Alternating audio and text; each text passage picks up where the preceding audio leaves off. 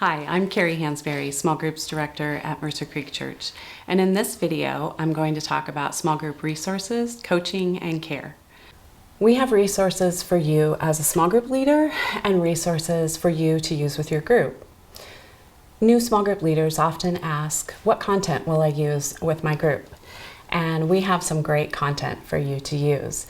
Community, Starting Well in Your Small Group by Andy Stanley is a great series that will help your group to understand the foundation of why we do groups at Mercer, and also to provide a great environment for your groups to get to know, for members to get to know one another. We ask all of our new groups to start with this series. When you finish the community series, we have two suggestions for you for the second series you might do with your group. The weekly sermon questions provide great content for your group to discuss. Small group questions are written each week to go along with the message, and those questions are emailed out each Thursday. If you'd like to receive those, just let me know and I'll add you to the list.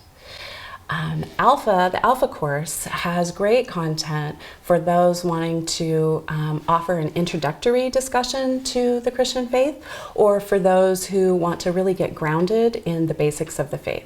So Alpha's big idea is that everyone should have the opportunity to explore the Christian faith, to ask their questions, and to share their point of view.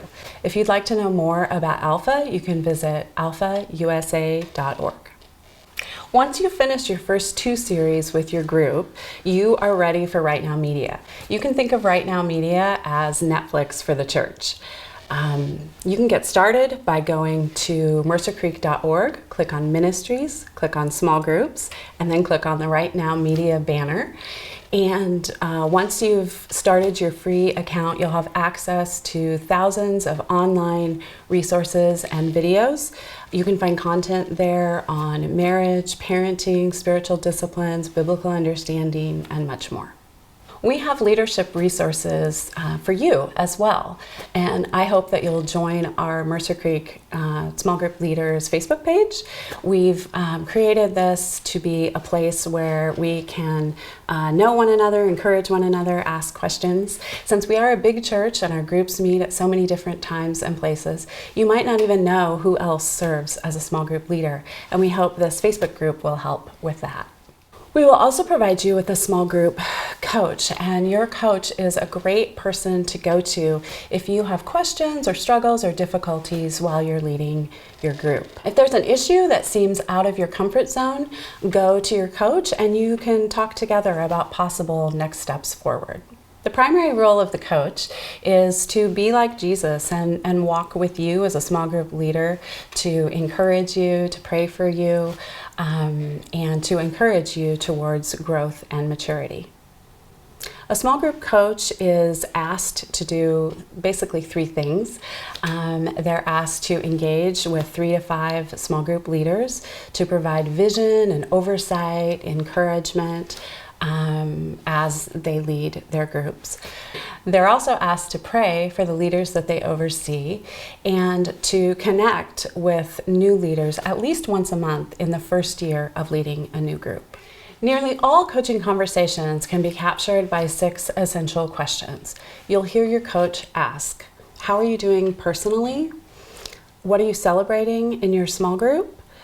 What challenges are you facing? What are you doing about those challenges? How can I help you? And how can I pray for you? Coaches are not necessarily biblical scholars, teachers, or small group experts. Next, I'd like to talk to you about 2 common problems that often arise in a small group. Problem number 1, I can't find enough people to join my group. Some groups take time to reach kind of critical mass when they're just getting started. And if you just have a few people in your group, or you're just trying to launch a group, it can feel a little bit awkward. So a few solutions for that. Start by inviting people you already have relationships with. Think about your neighbors, your family, coworkers, friends. Think about people who aren't necessarily connected to the church, or even who have an active faith in Christ already. Encourage your current small group to all be connectors and invite others to the group. talk about this when you meet, pray together, and talk about who you might invite to join your group. Faithfully pray for who the Lord might bring to your group. Be open to those that don't necessarily seem like a fit.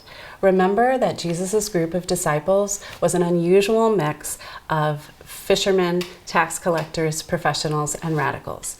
Sometimes people who don't seem like they're a fit end up being the best fit. And then lastly, consider attending a small group launch at Mercer Creek Church.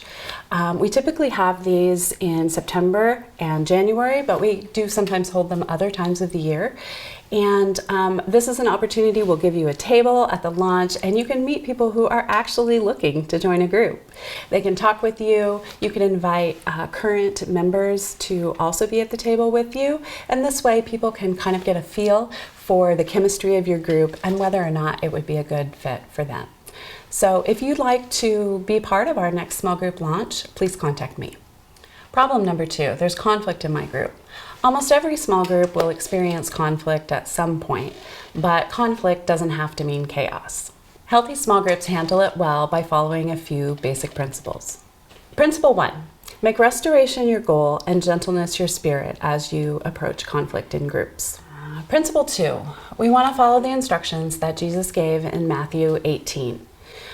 So step 1 in a conflict is to set up a face-to-face conversation between the parties involved. Jesus instructs us not to involve others until we've done the hard work of face-to-face conversation.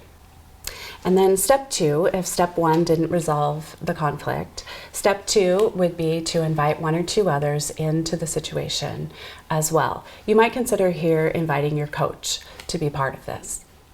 If step 2 didn't resolve the conflict, step 3 is to take it to the church. So you might invite a Mercer Creek staff member or pastor to be part of the conflict at this point. Do seek to determine if the conflict is clearly sin or if it's a personality conflict or a theological difference. In this case, we can still gently talk to one another face to face, but we don't need to do step 2 and step 3. And there are times when we need to just agree that we're not going to agree and love each other in spite of our differences. So you did it. You've watched all 3 of the small group training videos. Are you ready to take the next step to be a small group leader? I hope the answer is yes, and if so, here are your next steps. You can fill out the small group leader application, download and read the small group leader orientation packet, and then as soon as we receive your application, Dan Arnold or I will be in contact to set up a time to meet face-to-face.